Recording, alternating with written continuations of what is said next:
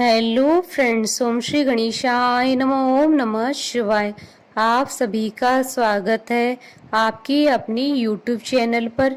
Friends, आज हम आपको इस वीडियो में बताने जा रहे हैं श्रावण मास महात्म की 7वें अध्याय की कथा के बारे में, जिसको सुनने मात्र से ही 7 जन्मों तक बना रहता है सौभाग्य और पुत्र पौत्र आदि के साथ संपदा विद्यमान रहती है। फ्रेंड्स, वीडियो शुरू करने से पहले आपसे रिक्वेस्ट है, अगर आप हमारे चैनल पर नए हैं और आपने अभी तक चैनल को सब्सक्राइब नहीं किया है तो प्लीज़ सब्सक्राइब कीजिएगा चैनल को, साथ ही प्रेस कीजिएगा बेल आइकन को, जिससे नए वीडियो से रिलेटेड नोटिफिकेशन आपको तुरंत प्राप्त हो सके।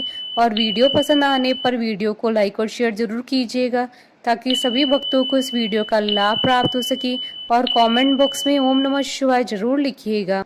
श्रावण मास महात्म सभी प्रकार के विघ्नों का नाश करने वाले तथा सारी सृष्टि का पालन करने वाले श्री गणेश जी तथा ज्ञान की दाता देवी श्री सरस्वती जी तथा सब पुराणों के कर्ता श्री व्यास जी तथा श्री गुरुदेव जी के चरण कमलों में नमस्कार करके भगवान की श्रद्धा और भक्ति रस में डूबे हुए श्रावण मास महात्म की कथा कहती हूँ।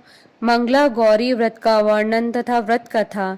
ईश्वर बोले, हे सनत कुमार, अब मैं अत्युत्तम भौम व्रत का वर्णन करूंगा, जिसके अनुष्ठान करने मात्र से वैधव्य नहीं होता है। विवाह होने के पश्चात 5 वर्षों तक यह व्रत करना चाहिए। इसका नाम मंगला गौरी व्रत है। यह पापों का नाश करने वाला है। विवाह के पश्चात प्रथम श्रावण शुक्ल पक्ष में पहले मंगलवार को यह व्रत प्रारंभ करना चाहिए। केले के खंभों से सुशोभित एक पुष्प मंडल बनाना चाहिए और उसे अनेक प्रकार के फलों तथा रेशमी वस्त्रों से सजाना चाहिए। उस मंडप में अपने सामर्थ्य के अनुसार देवी की स्वर्णमयी अथवा अन्य धातु की बनी हुई प्रतिमा स्थापित करनी चाहिए। उस प्रतिमा को 16 उपचारों से, 16 दूर्वा दलों से, 16 चावलों से तथा 16 चने की दालों से मंगला गौरी नामक देवी की पूजा करनी चाहिए और 16 बत्तियों से 16 दीपक जलाने चाहिए। दही तथा भात का नैवेद्य भक्ति पूर्वक अर्पित करना चाहिए। देवी के पास ही पत्थर का सील तथा लोढ़ा स्थापित करना चाहिए। 5 वर्ष तक इस प्रकार से करने के पश्चात उद्यापन करना चाहिए। माता को वायन प्रदान करना चाहिए, जिसकी विधि आप सुनिए। अपने सामर्थ्य अनुसार एक पल प्रमाण स्वर्ण की अथवा उसके आधे प्रमाण की अथवा उसके भी आधे प्रमाण की मंगला गौरी की प्रतिमा निर्मित करानी चाहिए। अपनी शक्ति के अनुसार स्वर्ण आदि के बने तंडुल पूरित पात्र पर वस्त्र तथा रमणीय कंचू की ओढ़नी रखकर दोनों के ऊपर देवी की प्रतिमा स्थापित करनी चाहिए। पास में चांदी से निर्मित सिल तथा लोढ़ा रखकर माता को वायन प्रदान करना चाहिए। इसके बाद 16 सुहासिनियों को प्रयत्न पूर्वक भोजन कराना चाहिए। ही विप्र, इस विधि से व्रत करने पर 7 जन्मों तक सौभाग्य बना रहता है और पुत्र पौत्र आदि के साथ संपदा विद्यमान रहती है। सनत कुमार बोले, सर्वप्रथम इस व्रत को किसने किया था और किसको इसका फल प्राप्त हुआ? हे शंभु, जिस तरह से मुझे इसके प्रति निष्ठा हो जाए, कृपा करके वैसे बताइए। ईश्वर बोले, हे सनत कुमार, पूर्व काल में कुरु देश में श्रुत कीर्ति नामक एक विद्वान, कीर्तिशाली, शत्रुओं का नाश करने वाला, 64 कलाओं का ज्ञाता तथा धनुर्विद्या में कुशल राजा हुआ था। पुत्र की अतिरिक्त अन्य सभी शुभ चीजें उस राजा के पास थी, अतः वह राजा संतान के विषय में अत्यंत चिंतित हुआ और जब ध्यान पूर्वक देवी की आराधना करने लगा, तब उसकी कठोर तपस्या से देवी प्रसन्न हो गई और उससे यह वचन बोली, हे सुव्रत, वर मांगो। श्रुत कीर्ति बोला, हे देवी, यदि आप मुझ पर प्रसन्न हैं तो मुझे सुंदर पुत्र दीजिए। हे देवी, आपकी कृपा से अन्य किसी भी वस्तु का अभाव नहीं है। उसका यह वचन सुनकर पवित्र मुस्कान वाली देवी ने कहा, हे राजन, तुमने अत्यंत दुर्लभ वर मांगा है, फिर भी कृपावश मैं तुम्हें अवश्य दूंगी। किंतु हे राजेंद्र, सुनिए, यदि परम गुणी पुत्र चाहते हो तो वह केवल 16 वर्ष तक जीवित रहेगा, और यदि रूप तथा विद्या से विहीन पुत्र चाहते हो तो दीर्घजीवी होगा। देवी का यह वचन सुनकर राजा चिंतित हो उठा और पुनः अपनी पत्नी से परामर्श करके उसने गुणवान तथा सभी शुभ लक्षणों से संपन्न 16 वर्ष की आयु वाला पुत्र मांगा। तब देवी ने भक्ति संपन्न राजा से कहा, हे नृपनंदन, मेरे मंदिर के द्वार पर आम का वृक्ष है, उसका एक फल लाकर मेरी आज्ञा से अपनी भार्या को उसे भक्षण करने हेतु प्रदान करो, जिससे वह शीघ्र ही गर्भ धारण करेगी, इसमें संदेह नहीं है।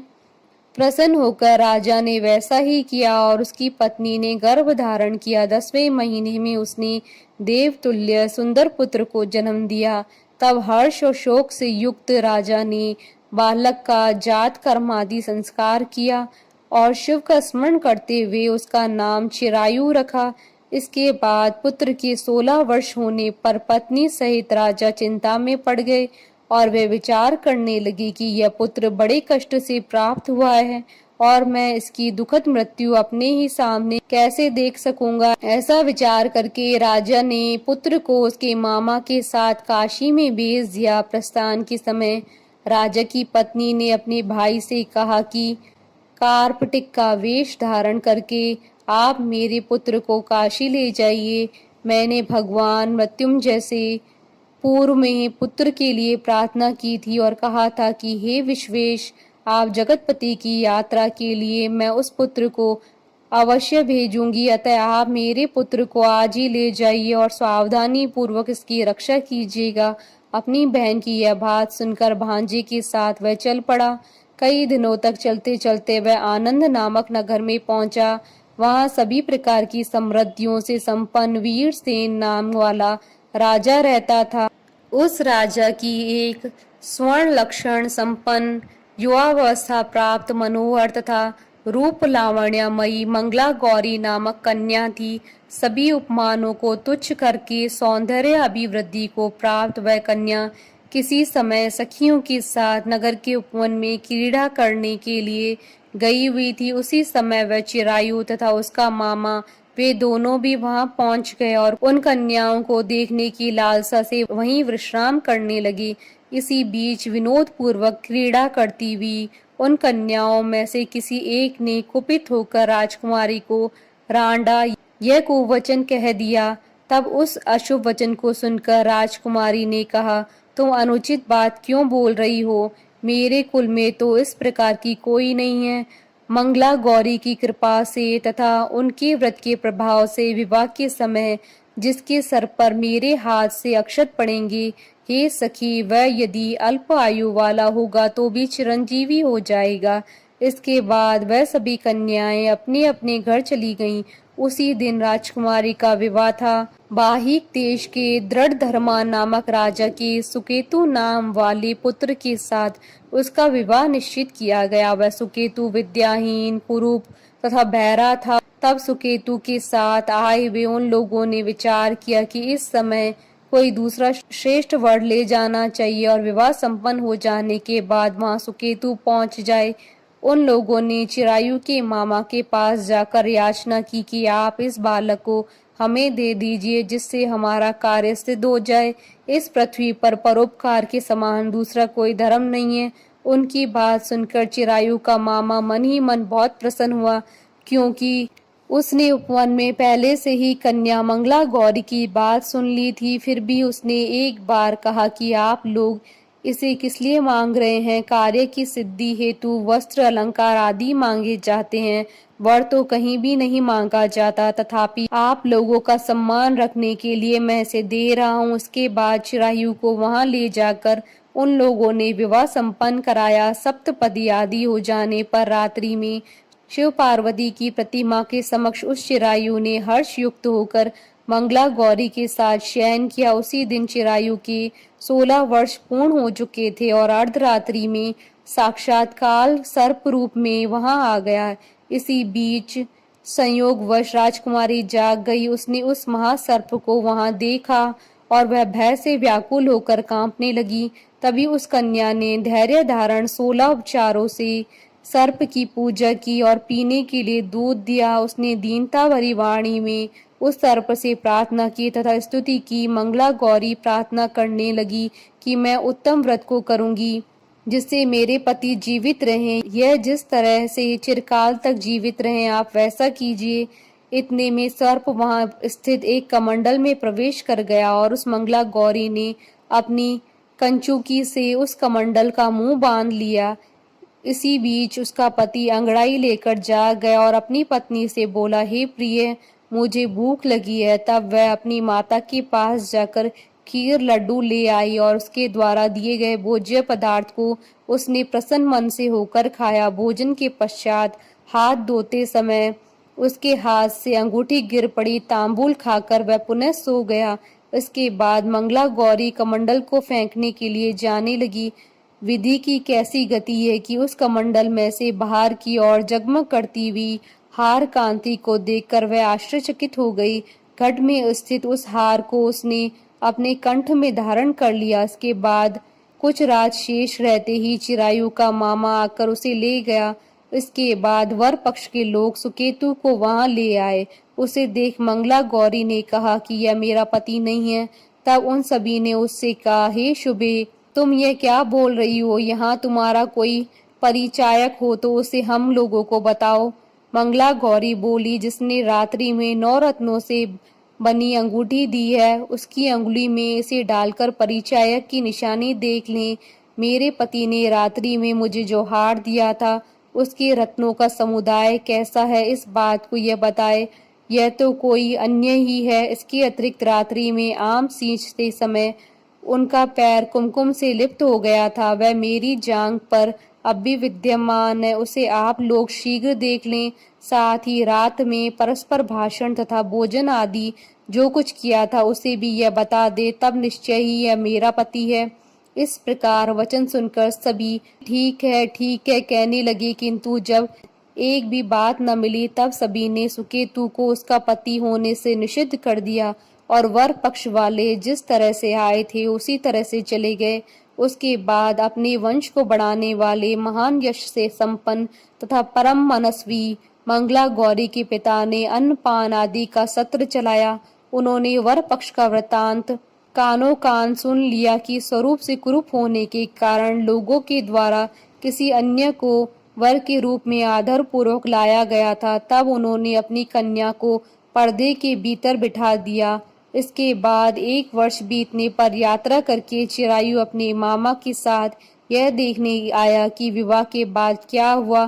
तब उसे गवाक्ष के भीतर से देखकर वह मंगला गौरी अत्यंत प्रसन्न हुई और माता पिता से बोली, मेरे पति आ गए। राजा ने अपने सुहृद जनों को बुलाकर पूर्व में कहे गए सभी परिचायकों को निशानी को देखकर मंद मुस्कान वाली अपनी कन्या चिरायु को सौंप दी।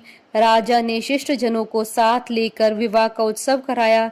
इसके बाद राजा वीरसेन ने वस्त्र आभूषण आदि सेना, घोड़े, रथ और अन्य भी बहुत सी सामग्रियां देकर उन्हें विदा किया। उसके बाद कुल को आनंदित करने वाला वह चिरायु अपनी पत्नी तथा मामा को साथ लेकर सेना के साथ अपने नगर पहुंचा। लोगों के मुख से उसे आया हुआ सुनकर उसके माता पिता को विश्वास नहीं हुआ। उन्होंने सोचा कि प्रारब्ध अन्यथा कैसे हो सकता है। इतने में वह अपने माता पिता के पास आ गया और स्नेह से परिपूर्ण वह चिरायु भक्ति पूर्वक उनके चरणों में गिर पड़ा। तब अपने पुत्र का मस्तक सूंघकर उन दोनों ने परम आनंद प्राप्त किया। पुत्र वधू मंगला गौरी ने भी सास ससुर को प्रणाम किया। तब सास ने उसे अपनी गोद में बिठाकर सारा वृतांत शीघ्रता पूर्वक पूछने लगी। हे महामुने, तब पुत्र वधू ने भी मंगला गौरी के उत्तम व्रत महात्म तथा जो भी कुछ घटित हुआ था वह सब वृतांत बताया। हे सनत कुमार, मैंने आपसे इस मंगला गौरी व्रत का वर्णन कर दिया। जो कोई भी इसका श्रवण करता है अथवा इसे कहता है उसके सभी मनोरथ पूर्ण हो जाते हैं, इसमें संदेह नहीं है। सूत जी बोले, हे ऋषियों, इस प्रकार शिव जी ने सनत कुमार को यह मंगला गौरी व्रत बताया और उन्होंने सभी कार्यों को पूर्ण करने वाले इस व्रत को सुनकर महान आनंद प्राप्त किया। इस प्रकार श्री स्कंद पुराण के अंतर्गत ईश्वर सनत कुमार संवाद में श्रावण मास महात्म्य मंगला गौरी व्रत कथन नामक 7वां अध्याय पूर्ण हुआ। बोलिए भगवान शंकर माता पार्वती जी की जय। हमारे साथ इस वीडियो में अंत तक बने रहने के लिए आपका धन्यवाद। ओम श्री गणेशाय नमः। ओम नमः शिवाय।